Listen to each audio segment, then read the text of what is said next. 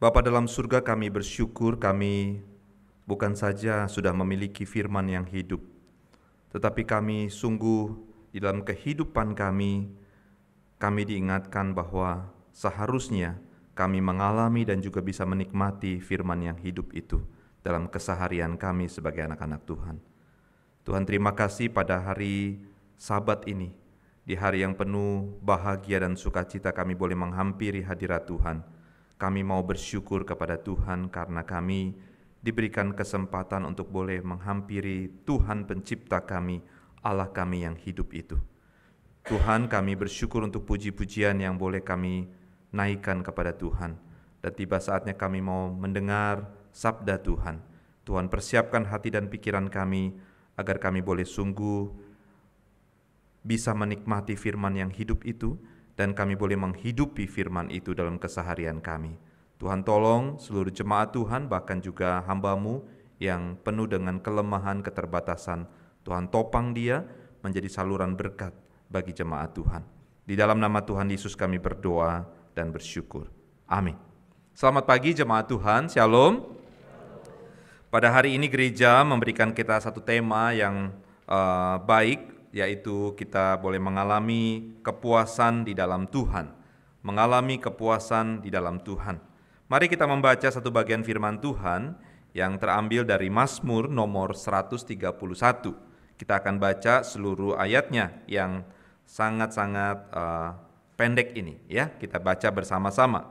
Mazmur nomor 131 kita baca secara kompak bersama-sama dari judulnya sampai akhir selesai di ayat yang ketiga, ya. Kita sama-sama membacanya. Mazmur 131, 1, 2, 3. Menyerah kepada Tuhan, nyanyian ziarah Daud. Tuhan, aku tidak tinggi hati dan tidak memandang dengan sombong. Aku tidak mengejar hal-hal yang terlalu besar atau hal-hal yang terlalu ajaib bagiku. Sesungguhnya aku telah menenangkan dan mendiamkan jiwaku, seperti anak yang disapi berbaring dekat ibunya. Ya, seperti anak yang disapi, jiwaku dalam diriku. Berharaplah kepada Tuhan, hai Israel, dari sekarang sampai selama-lamanya. Amin. Bersyukur kepada Tuhan, kita kiranya bukan saja membaca firman Tuhan, tetapi juga kita boleh diberikan kekuatan untuk boleh menghidupi kebenaran firman Tuhan. Nah, saudara-saudara, ketika kita diingatkan bagaimana kita bisa mengalami kepuasan di dalam Tuhan, maka saya mengingat bahwa natur kita ataupun diri kita manusia, setiap manusia, tentu kita memiliki satu yang namanya keinginan, ya saudara. Keinginan yang gak ada habis-habisnya kita sebagai manusia.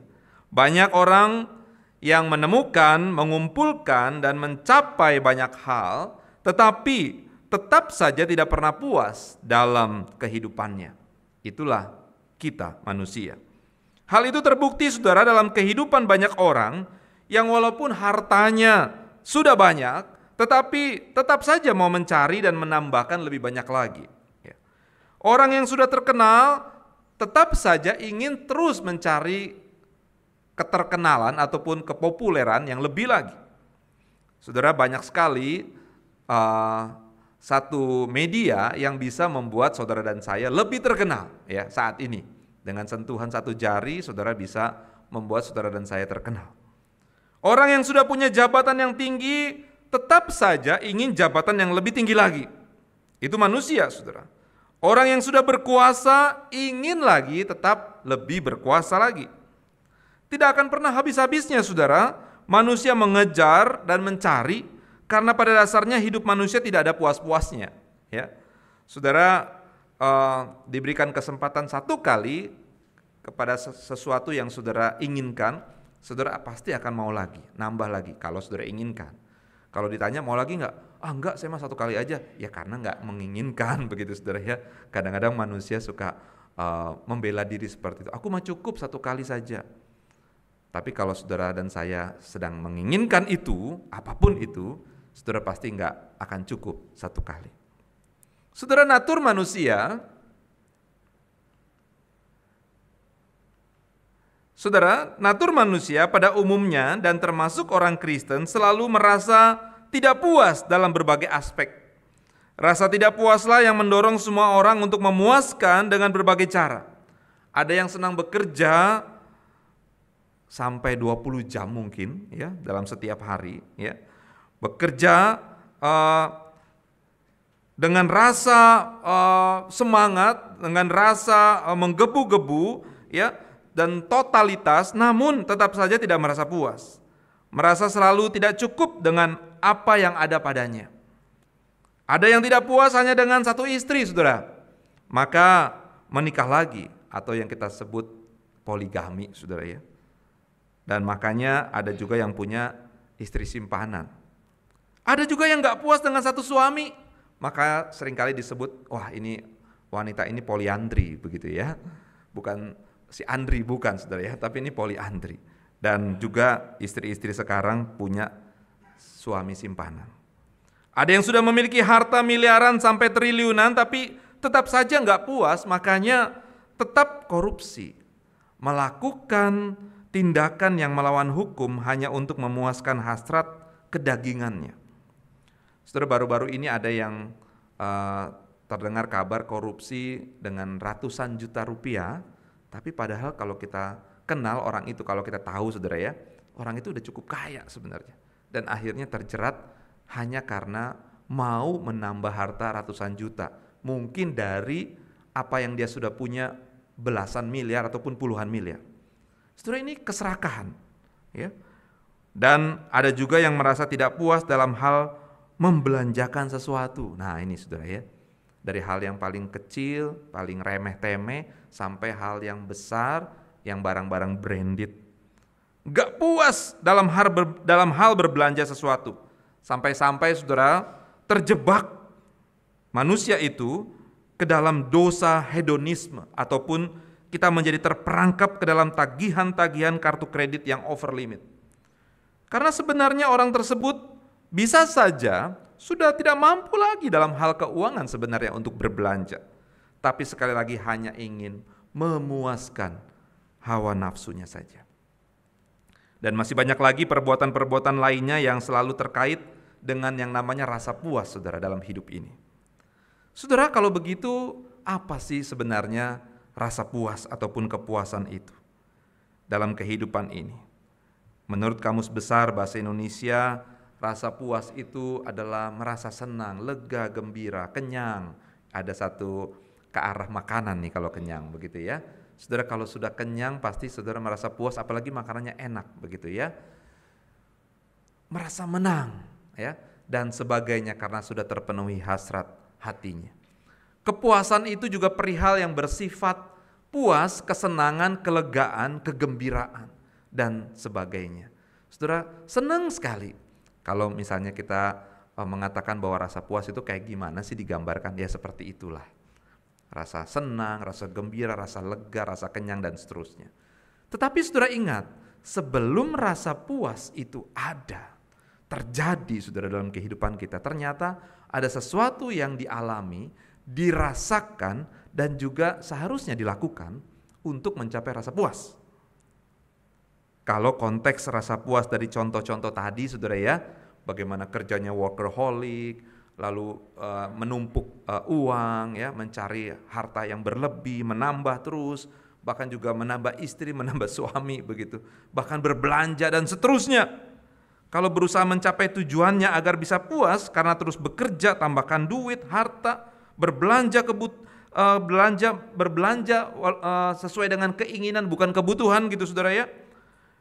Nah, itu pasti ada satu proses yang mereka harus kerjakan, yaitu apa? Melakukan itu, ya. Mencari, menambah dengan waktu yang begitu luar biasa, mereka bekerja dan mengumpulkan harta dengan segala cara.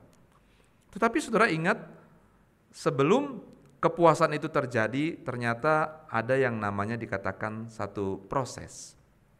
Ya. Sebelum kita mencapai kepuasan, kita ada proses yang harus kita lakukan. Bagaimana dengan konteks kepuasan di dalam Tuhan kalau begitu? Saudara bisa puas di dalam Tuhan. Alangkah indahnya saudara bila proses itu juga terjadi supaya kita mencapai kepuasan di dalam Tuhan. Jadi saudara tidak serta-merta jadi orang Kristen, orang percaya mengalami kepuasan di dalam Tuhan. Ingat, ada proses untuk saudara bisa mengalami yang namanya puas di dalam Tuhan. Saudara tentunya pribadi yang pasti ingin mengalami kepuasan di dalam satu proses itu yang harus kita lakukan, yaitu saudara harus menjadi pribadi yang pasti senang beribadah. Saudara harus menjadi pribadi yang senang berdoa, ini prosesnya saudara. Saudara senang menyembah Tuhan di mana saja dalam keadaan situasi apapun. Saudara merasa haus dan lapar selalu kepada firman Tuhan. Saudara kalau diajak KR langsung nggak nolak, ya.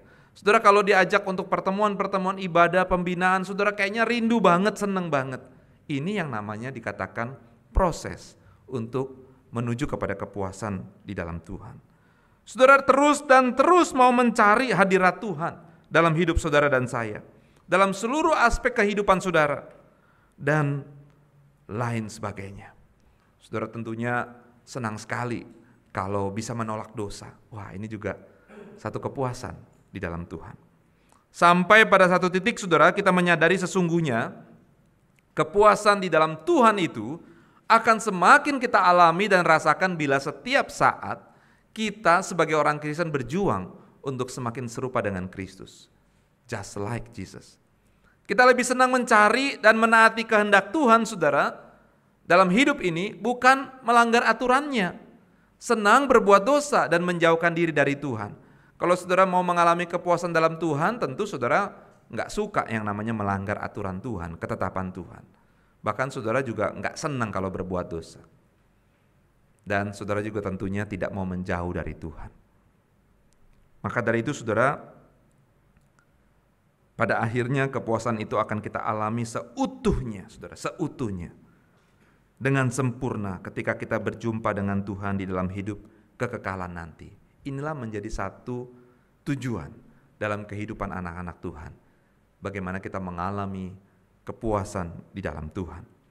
Maka itulah sebuah esensi dari kepuasan di dalam Tuhan. Seutuhnya saudara dan saya akan terima ketika dalam masa kekekalan nanti, ketika kita bertemu muka dengan Tuhan. Tetapi menjadi persoalan yang terjadi saat ini bagi kita adalah bukan hanya timbul pertanyaan saudara, bagaimana kita bisa mengalami kepuasan di dalam Tuhan. Tetapi saudara sesungguhnya yang lebih tepat adalah bagaimana kita dapat menjalani proses yang tadi saya katakan saudara ya, menjalani proses untuk mendapatkan kepuasan di dalam Tuhan. Karena bagaimana orang Kristen mau merasa puas dalam Tuhan bila kehidupannya semakin hari gak pernah mengalami dan menikmati Tuhan. Bagaimana orang Kristen bisa mengalami ataupun merasa puas dalam Tuhan kalau Tuhan tidak pernah menjadi center of life, pusat kehidupannya. Tuhan gak pernah menjadi dasar value kehidupan.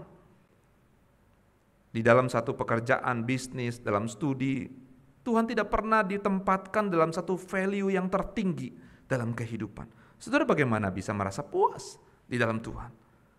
Tuhan gak pernah lagi menjadi priority kehidupan kita saudara. Menjadi yang utama. Dan Tuhan gak pernah menjadi sandaran kehidupan. Saudara selalu bersandar kepada hal-hal yang lain. Tuhan dilupakan, dinomor sekiankan. Maka dari itu saudara, mari kita sama-sama mengingat ketika kita ditanyakan bagaimana kita bisa menjalani proses untuk mendapatkan kepuasan itu. Bila kita mau mengalami kepuasan di dalam Tuhan, yang pertama saudara, si pemazmur mengingatkan kepada kita, hidup yang merendahkan hati di hadapan Tuhan. Ayat yang pertama tadi kita baca saudara ya. Saudara, apa artinya hidup yang merendahkan hati di hadapan Tuhan? Saudara, maknanya sangat dalam saudara ya, si pemazmur ini menuliskan bagian ini. Saudara, makna yang sangat dalam merendahkan hati itu tentunya kita juga mau mendengar suara Tuhan. Hati kita menjadi lembut saudara ya. Kalau saudara mau mendengar suara Tuhan, saudara bukan saja mempersiapkan telinga, tapi juga seharusnya saudara mempersiapkan hati. Karena percuma saudara telinga mendengar, tapi hati dengan keras, tetap keras. Tidak ada satu perubahan. Tetapi ketika kita belajar tentang kata rendah hati ini. Hidup merendahkan hati di hadapan Tuhan. Si pemazmur katakan ayat yang pertama, aku tidak tinggi hati, sebaliknya rendah hati. Tentunya makna ini sangat dalam karena ada satu itikat, ada satu action bagaimana saudara mau mendengar suara Tuhan. Hati yang mau dilembutkan, hidup kita mau dibentuk saudara seperti bejana tanah liat. Bahkan hidup kita mau diubahkan dan diperbarui setiap saat oleh Tuhan. Saudara, mudah gak saudara hidup merendahkan hati di hadapan Tuhan? Gak mudah saudara. Ketika proses pembentukan yang dilakukan oleh Tuhan itu kadang sakit saudara. Betul saudara ya? Itu gak banget aku ya. Tapi Tuhan mau ubahkan itu. Itu bukan gue gitu ya. Tapi Tuhan mau kita diperbaharui. Merendahkan hati itu ternyata butuh yang namanya hati yang lembut dan mau diubah dan diperbaharui oleh Tuhan. Hidup kita tidak lagi dikuasai oleh ego diri kita, saudara, yang selalu merasa benar. Saudara, seringkali manusia seperti itu, bukan? Jangankan di antara saudara sesama jemaat yang seringkali kita bisa menilai orang itu egonya wah luar biasa gitu ya. Tapi coba tanya orang yang terdekat sama kita, pasangan kita, suami dan istri, itu orang yang paling mengenal kita, betul saudara ya? Gimana ego gue? Tanya sama suami, sama istri. Saudara, hati yang mau direndahkan, hati yang mau merendahkan di hadapan Tuhan termasuk apa? Hidup kita enggak lagi dikuasai oleh ego yang selalu merasa benar. Hidup kita enggak lagi senang mempertahankan dan mencari nilai harga diri kita ketika kita sedang dikoreksi ataupun sedang dievaluasi, saudara. Ini penting. Kalau misalnya saudara sedang dikoreksi dan dievaluasi untuk kebaikan, saudara, gak usah lagi cari-cari harga diri, saudara, dan mempertahankan harga diri. Merendahkan hati itu mempunyai makna sebagai pribadi yang penurut, saudara. Sopan. Nah, ini maknanya, saudara. Rendah hati. Saudara, lihat ya, di dalam setiap kehidupan kita, komunitas kita, saudara ya. Oh, orang ini rendah hati, pasti akan identik dengan kesopanan, saudara ya.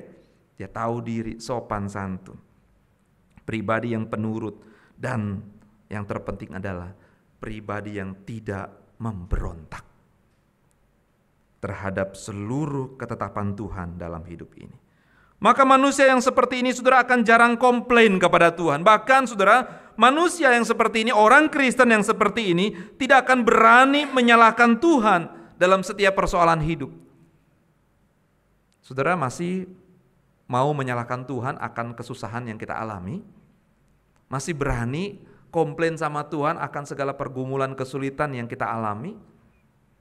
Hati yang merendahkan, hidup yang merendahkan hati di hadapan Tuhan, gak berani komplain sama Tuhan, gak akan nyalahin Tuhan.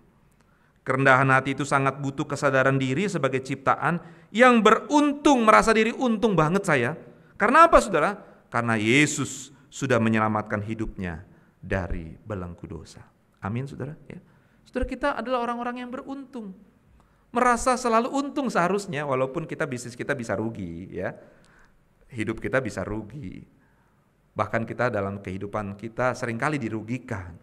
Tetapi sesungguhnya ingatlah, saudara dan saya adalah orang-orang yang beruntung. Karena saudara tidak jadi dihukum, saudara.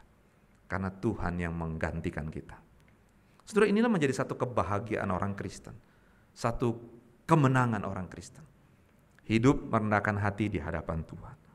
Saudara, yang kedua, saudara, bagaimana kita bisa mengingat, kita bisa menjalani satu proses untuk mengalami yang namanya kepuasan di dalam Tuhan. Si pemazmur mengatakan apa? Hidup yang selalu berdekat kepada Tuhan. Ini yang kedua. Saudara, kalimat ini mau menjelaskan kepada kita jikalau kita selalu seharusnya berusaha berdekat dengan Tuhan. Maka ketika kita selalu mau berusaha untuk berdekat dengan Tuhan, maka segala berkat, kekuatan, pertolongan, dan pembelaan yang datangnya dari Tuhan pasti kita akan alami dan rasakan di dalam kehidupan anak-anak Tuhan. Amin saudara, kalau saudara mau dekat sama Tuhan. Dan yang menjadi dasar adalah, saudara, bila kita berdekat kepada Tuhan, maka kita sangat kenal jalan-jalan Tuhan. Saudara kalau dekat dengan pasangan saudara, kalau saudara dekat dengan seseorang, saudara pasti lebih peka, lebih tahu, lebih kenal apa kesukaannya, jalan-jalan Tuhan.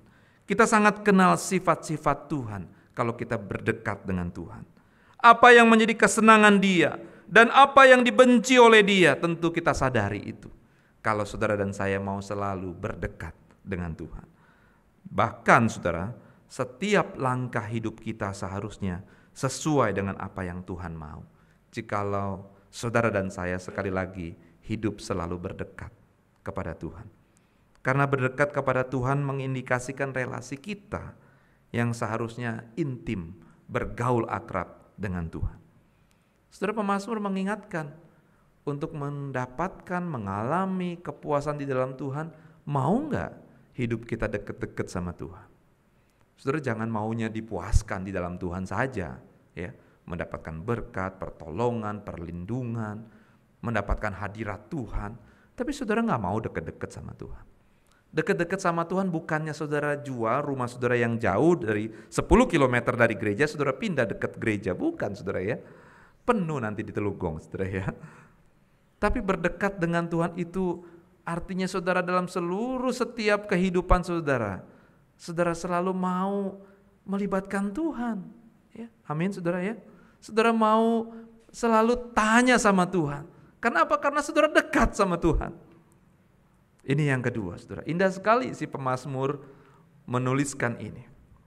Dan yang ketiga saudara, yang terakhir saudara, kalau kita mau mengalami proses untuk mengalami kepuasan di dalam Tuhan, yang ketiga tidak lupa diingatkan bahwa kita harus hidup selalu berharap hanya kepada Tuhan. Saudara, dalam hal ini bukan sekedar berharap tentang sesuatu yang di luar saudara ya, tapi ini dalam sekali berharap hanya kepada Tuhan. Artinya saudara harus mempercayai Tuhan sebagai Allah pelindung secara turun-temurun. Ini maksud tulisan si pemazmur ini. Bukan pada saat kehidupan saudara sekarang saja, tapi saudara harus bisa menceritakan bahwa Tuhan itu adalah pelindungku kepada generasi ke generasi, turun-temurun. Kita harus bisa memberitakan terus kebaikan Tuhan kepada setiap angkatan kehidupan kita. Bukan saja saudara berharap hanya kepada Tuhan, ya saya berharap saat ini saja. Bukan saudara. Tapi saudara harus bisa mampu lebih lagi menceritakan kebaikan Tuhan itu kepada setiap angkatan kehidupan kita.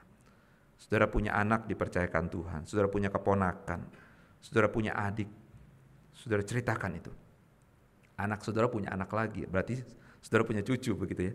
Ceritakan terus dan yakinkan mereka untuk selalu mempercayai kepada Tuhan Allah kita yang hidup. Amin saudara.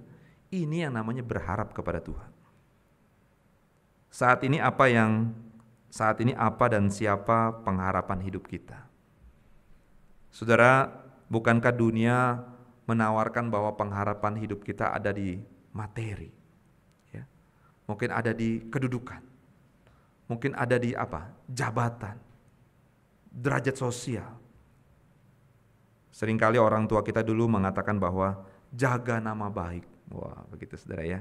Kalau mau dipikir-pikir benar sih ya. Jaga nama baik. Ya. Harus jujur, harus rajin. Saya ingat sekali saudara, almarhum papa saya selalu mengingatkan itu ketika saya mulai bekerja di satu perusahaan. Lu jujur, rajin. Itu yang kedua. Bisa nggak bisa belajar. Nah itu yang ketiga, belajar saudara ya. Tapi modalnya yang kedua utama itu adalah jujur dan rajin. Kalau udah rajin pasti mau belajar. Tetapi saudara, di dalam kekristenan harusnya lebih lagi dari itu. Bagaimana kita berharap kepada Tuhan, kita bukan mempercayai ataupun menggantungkan hidup kita kepada sesuatu yang bisa dilihat mata ataupun secara materi saja. Dan pengharapan kita tentu jelas, saudara, bagaimana kita harus berharap kepada Tuhan, mempercayai Dia, dan juga terus menceritakan kebaikan Tuhan kepada banyak orang, bahkan juga dari generasi ke generasi. Saudara, biarlah pada saat ini kita diingatkan bagaimana kita ketika kita mau menjalani proses untuk mengalami kepuasan di dalam Tuhan, ada 3 hal ini. Yang pertama, bagaimana kita hidup kita, saudara, di dalam kehidupan ini diingatkan untuk merendahkan hati ya, di hadapan Tuhan. Dan yang kedua, kita diingatkan juga untuk berdekat kepada Tuhan. Dan yang terakhir, kita diingatkan untuk selalu hidup ini mempunyai satu pengharapan kepada Tuhan, bukan kepada yang lain, saudara-saudara. Saudara, menjadi pribadi yang mudah puas ya, walaupun nggak mudah, saudara ya. Tidak mudah sebenarnya, saudara ya. Menjadi pribadi yang bisa puas dalam hidup ini. Saya jadi teringat satu kisah legenda, saudara ya. Ada sebuah cerita tentang seorang petani yang kehilangan kuda satu-satunya. Suatu saat petani itu punya kuda, diceritakan, dan kuda itu hilang ke hutan ya. Lalu para tetangganya datang mau mengungkapkan rasa simpatinya kepada si petani itu ya. Aduh, saya turut menyesal, saya turut berempati kalau kuda kamu satu-satunya hilang ke hutan. Lalu kata si petani itu, ya nasib baik, nasib buruk, siapa sih yang tahu, kata si petani itu ya. Petani itu nggak komplain, saudara. Nggak lama kemudian, saudara, kudanya datang, saudara ya. Berapa hari kemudian kudanya datang, bukan seorang diri ya, seorang lagi ya, bukan seekor diri, saudara ya. Tapi banyak, bawa kuda-kuda yang lain sekitar 12-an begitu, saudara. Waduh, dengan gemuruh kaki kuda ya berdebu menuju kepada desa itu datang. Dan si petani itu membukakan kandang kuda itu semakin menjadi penuh, saudara. Dan kuda-kuda liar yang dibawa kuda si petani itu masuk ke kandang si petani dan menjadi milik si petani. Kemudian para tetangganya datang mengucapkan selamat ya, karena ternyata kuda petani tersebut bukan hanya telah kembali 1 ekor, tapi juga membawa banyak sekali kuda-kuda hutan, kuda-kuda liar. Ya, petani tersebut tetap saja berkata, ya nasib baik, nasib buruk, siapa sih yang tahu? Ya. Dan suatu hari, saudara, ketika kuda-kuda liar ini lagi dipersiapkan untuk menjadi jinak, saudara ya, anak si petani ini yang anak tunggal satu-satunya, saudara ya, mencoba menaiki kuda itu, kuda yang liar itu, jatuh, saudara, terpleset jatuh dan kakinya patah, saudara, benar-benar patah permanen, saudara. Lalu kemudian para tetangganya kembali datang, aduh Pak Petani, kamu kok begini amat sih nasibnya, udah dapat kuda banyak tapi anak tunggal kamu satu-satunya kakinya patah. Dan bukannya mendapatkan berkat, malah jadi musibah saat ini, menjadi bencana bagi kamu. Lalu si petani itu berkata, ya nasib baik, nasib buruk, siapa sih yang tahu, kata si petani. Gak lama, saudara, desa itu ternyata kemudian terjadi perang, saudara. Dan para tentara dari negara-negara itu datang ke desa-desa mencari pria-pria gagah yang tidak ada cacatnya untuk menjadi prajurit militer untuk membela negara. Nah, saudara, akhirnya negara membawa semua laki-laki, anak laki-laki yang masih muda untuk ikut perang, menjadi perwira, menjadi prajurit. Dan anak si bapak petani ini yang cacat nggak dibawa, saudara ya, nggak dibawa. Karena apa? Cacat. Karena nggak bisa untuk perang. Dan semua tetangganya kembali datang ke si petani. Wah, kamu betapa beruntungnya anak kamu cacat dan akhirnya nggak diajak perang, begitu, saudara. Dan si petani itu mengatakan, ya nasib baik, nasib buruk, siapa yang tahu. Saudara, kadangkala, saudara ya, kita nggak mau bersabar terhadap situasi kehidupan yang sedang terjadi. Kita dengan spontan berusaha sekuat tenaga untuk mengembalikan keadaan yang buruk agar menjadi baik lagi dengan caranya kita. Dan sayangnya, saudara, cara kita salah, saudara. Cara kita salah. Sering salah bahkan. Kita lupa ada Tuhan yang selalu menjaga dan mengontrol hidup ini. Kita seringkali meragukan kemahakuasaan Tuhan yang sanggup melindungi dan sebenarnya yang juga sanggup menolong kita. Hal itu terbukti dengan jarangnya kita mempersilahkan Tuhan untuk berkarya dan bertindak dalam hidup ini. Sepertinya kita boleh belajar, saudara, seperti si petani tadi, walaupun itu hanya cerita, saudara ya. yang mempunyai kepribadian yang berserah dan mempercayakan hidupnya kepada Sang Pemilik kehidupan. Ya, nasib baik, nasib buruk, siapa yang tahu? Si petani seringkali mengatakan itu. Saudara, maksudnya di sini bukan kita pasrah sama nasib, saudara ya. Kita orang percaya tentunya tidak seperti itu. Tetapi kita harus menyadari meskipun sebagai manusia, kacamata kehidupan kita sungguh terbatas, saudara, untuk melihat hari depan, saudara ya. Saudara bisa melihat 1 menit kemudian akan terjadi apa? Saudara kan gak bisa lihat ya. 1 jam, 1 tahun kemudian saudara jadi apa? Ya, kita gak bisa. 1 detik pun kita gak bisa lihat ke depan kita bagaimana dan seperti apa. Walaupun kita terbatas, saudara, dalam hal ini, melihat kehidupan ini, tetapi saudara ingat, kita punya Tuhan yang tidak ada batasnya dalam melihat jalan kehidupan manusia. Dan Dia tidak akan pernah berdiam diri melihat kesusahan anak-anaknya. Saudara, marilah kita mau terus berproses untuk memperoleh kepuasan di dalam Tuhan. Bahkan kita nantinya bisa mengalami kepuasan di dalam Tuhan secara utuh dan sempurna. Itu menjadi satu tujuan ataupun kerinduan kita sebagai anak-anak Tuhan tentunya. Dan proses itu harus dijalani dengan setia. Ya, saudara ya. Ingat, saudara ya. Proses untuk mengalami kepuasan di dalam Tuhan harus dijalani dengan setia.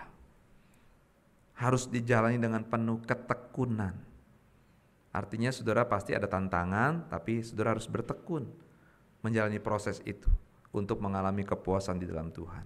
Apa sih prosesnya? Tapi seperti yang tadi saya sudah katakan ya, saudara menjadi senang beribadah, saudara senang melayani, saudara ketika menolak dosa, kok kenapa ya ada sukacita ya? Bukan ada penyesalan. Seringkali ketika menghindari dosa malah kita sebagai manusia yang penuh dengan kelemahan ini seringkali kita nyesel. Oh, kenapa nih Kang tahu seperti ini kita nggak ambil, padahal kita tahu itu dosa. Tapi kita senang. Saudara ketika berbuat hal yang baik, yang indah, berkorban di dalam pelayanan, saudara ada satu glory, ada satu kesukaan. Itu dalam yang namanya proses. Proses itu harus dijalani dengan setia, penuh ketekunan, dan terakhir ada daya juang, saudara, di dalam kita menjalani proses itu untuk mengalami kepuasan di dalam Tuhan. Saudara, biarlah saat ini hidup kita bisa dikatakan seperti pemazmur rendah hati, saudara. Ya. Hidup kita mau berdekat dengan Tuhan, dan hidup kita juga selalu mau berharap hanya kepada Tuhan. Kiranya mampu kita lakukan dalam masa-masa hidup anugerah ini yang Tuhan berikan. Waktu-waktu kehidupan ini adalah masa-masa anugerah, saudara. Yang suatu saat masa-masa itu akan selesai, habis. Dan kita akan mempertanggungjawabkan semuanya itu kepada Tuhan. Dan sungguh pada saat itu kita mampu berkata kepada Tuhan, aku puas mengalami Tuhan di dalam kehidupan ini. Kiranya Tuhan Yesus menolong saudara untuk menjalani proses, saudara ya.